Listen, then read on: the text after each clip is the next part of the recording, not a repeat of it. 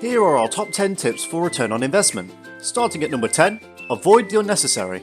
Your likes on Facebook, your followers on Twitter, the blog views you get, this is not return on investment. You're calculating the engagement you've gotten from certain investments. This can refer to an investment of time, money, or effort. However, regardless of what the investment is, ROI should help you find where your time and money should be spent wisely, and where it isn't so much.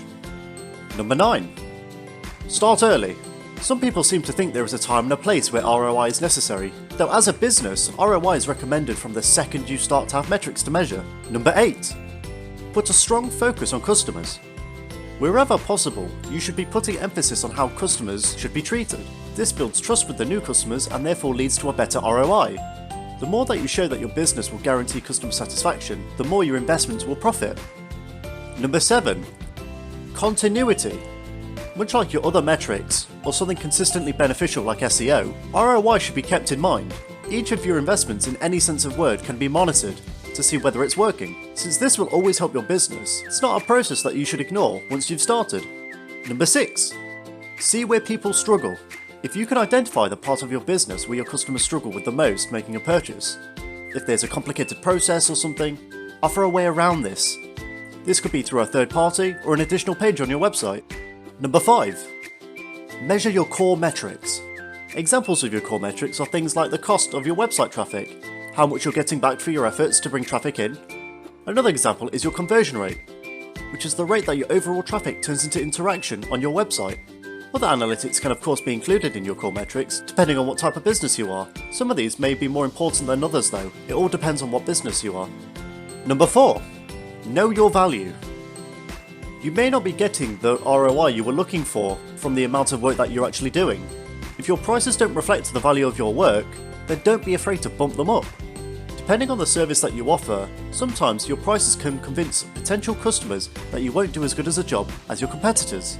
So while this may seem like a good tactic at first, remember to draw the line somewhere. Number 3. Reduce the costs of investments. If you can identify some areas where you don't necessarily need to be spending as much as you are, this will make far less of an impact if these investments don't pan out as hoped. This should only be done though if you are certain that a drop in your expenses will not change the product's effectiveness. For example, if you're using a certain web host for your blog that costs more than what you're getting out of it, reducing this cost may be an effective strategy if you get the same traffic but elsewhere. Number 2. Trial and error your content. Using certain types of content for specific different channels is the right way to go.